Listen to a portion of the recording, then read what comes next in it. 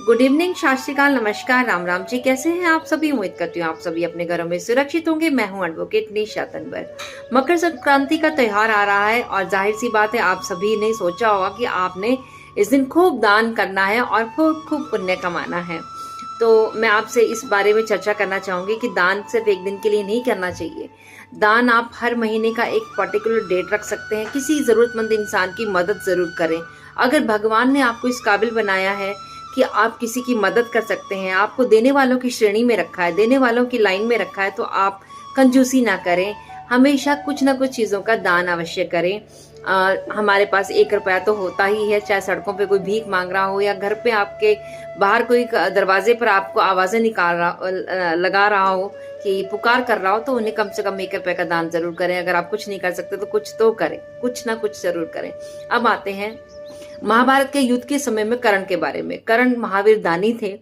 उस जन्म से ही उन्हें सूर्य भगवान जी ने वरदान के तौर पर उन्हें क्या दिया था? कान के कुंडल और कवच प्राप्त हुए थे, क्योंकि वो सूर्य पुत्र थे। महाभारत काल में युद्ध जब चल रहा था तो उनका उनका एक नियम था जीवन में, उन्होंने अपने बना रखा था कि जब वो स्नान करते थे, नहाने के बाद वो जो कुछ भी उनसे कुछ मांगता था वो उन वस्तुओं का दान कर देते थे, चाहे वो सोना चांदी आभूषण या गाय बैल बकरी या कुछ भी, कोई भी चीज उनसे मांग लेता था, खुशी खुशी वो दान में दे देते थे। तो ऐसे ही इंद्र ने क्या किया, छल से यानी कि ब्राह्मण वेश में आकर उनसे उनके कान के कुंडल और कवच मांग लिए।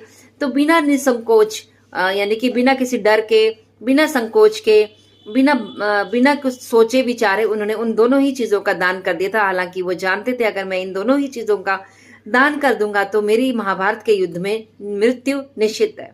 अब आते हैं राजस्थान में। भीम के पुत्र घटोत्कच के जो पुत्र थे, यानी कि भीम का जो पौत्र था बर्बरीक को आज राजस्थान में खाटू श्याम जी के नाम से जाना जाता है। वो खाटू श्याम कैसे बने मैं आपको बताती हूँ। उनकी माता ने उनसे कहा था कि उन्होंने बहुत सारी शक्तियां हासिल कर ली थी तपस्या करके। तो उनकी माता ने कहा कि तुम दुखी लोगों की मदद करना, हारे हुए लोगों की मदद करना और उनकी सारी प्रॉब्लम्स को, परेशानियों को दूर करना।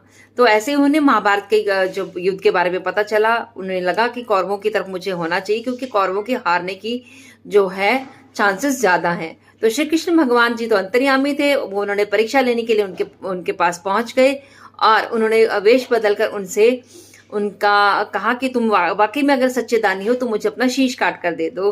तो बिना कुछ सोचे विचारे, बिना किसी डर के, उन्होंने किसी के बारे में खुद के बारे में नहीं सोचा और एक चंद सेकंड में अपना सिर काटकर उनके चरणों में समर्पित